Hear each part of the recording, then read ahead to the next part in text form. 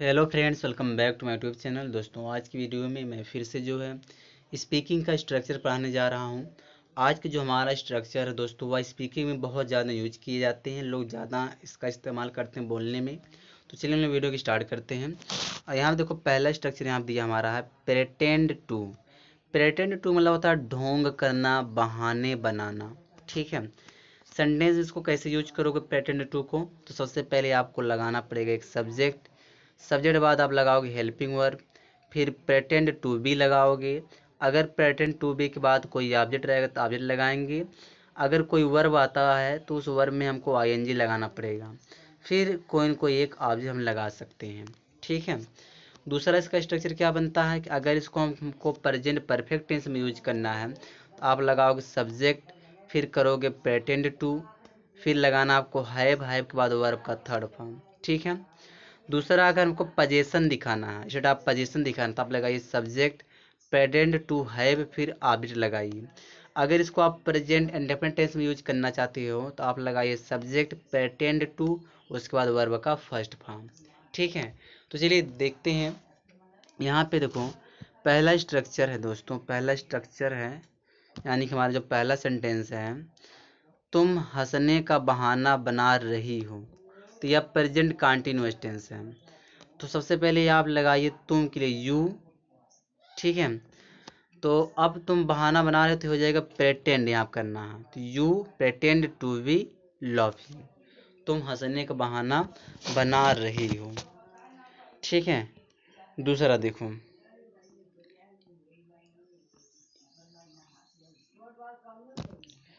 आप गरीब होने का बहाना करते हो तो हो जाए you pretend to be poor. You pretend to be poor हो जाएगा। तो अगर यहाँ पे होना आए, इसे गरीब होने का बहाना करते तो आप टू बी लगाइए। ठीक है। You pretend to be poor, तुम गरीब होने का बहाना करते हो। तुम ऐसे ढोंग करते हो कि तुमने इस प्रश्न का हल कर दिया, इस प्रश्न को हल कर दिया, ऐसा होना चाहिए।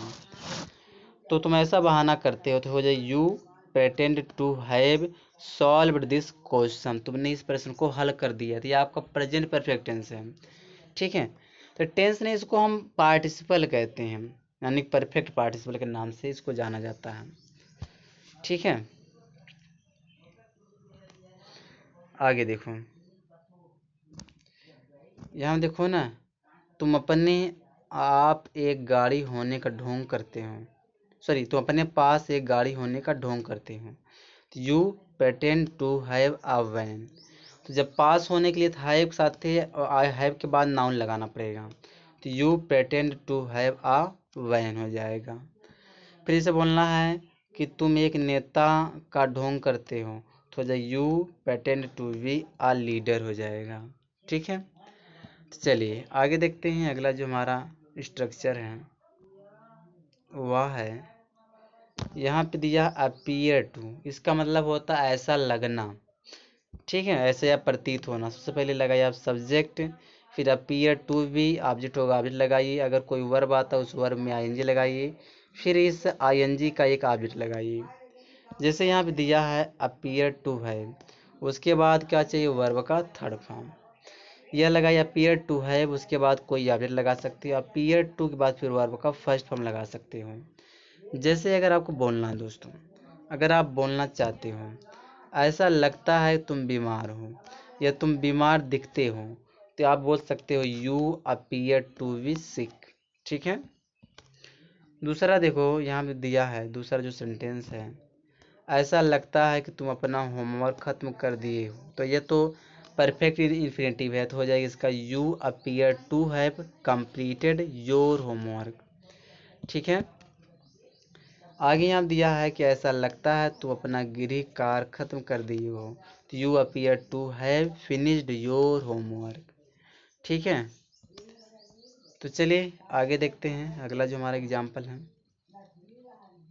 तो यहाँ देखो दिया है ऐसा लगता है तुम्हारे पास एक बाइक है। तो इसका क्या हो जाएगा, इट अपीयर्स दैट, देखो दैट भी लगाती है, appears that you have a bike. या इस तरह करिए आप, you appear to have a bike. ठीक है।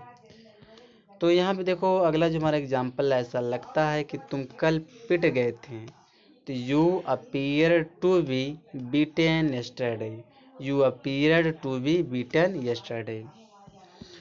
ठीक है दोस्तों, तो चलिए आगे देखते हैं। अगला जो हमारा स्ट्रक्चर है वह है हैज बीन एबल टू, सक्षम रहा हूँ, सक्षम रही है, ऐसा सेंटेंस होना चाहिए। ठीक है, जैसे अगर आप बोलना चाहते हैं तो सबसे पहले आप लगाइए subject has been able to, फिर वर्ब का फर्स्ट फॉर्म, फिर लगाइए ऑब्जेक्ट। ठीक है, देखो यहाँ देखो क्या होगा। पहला एग्जाम्पल, वह तुम्हें बचाने में सक्षम रहा है, तो he has been able to save you, वह तुम्हें बचाने में सक्षम रहा है। मैं तुमसे मदद करने में सक्षम रहा हूँ, एक मिनट, मैं तुझे मदद करने में सक्षम रहा हूँ, तो I have been able to help you, यानी कि मैं तुम्हारी मदद करने में सक्षम रहा हूँ। दूसरा मतलब जो अगला एग्जाम्पल है, मैं बचपन से अंग्रेजी बोलने में सक्षम रहा हूँ, तो I have been able to speak English since childhood. ठीक है, देखो वह अपना परिवार चलाने में सक्षम रही है, she has been able to run her family. ठीक है, बस इस वीडियो में यहीं तक है।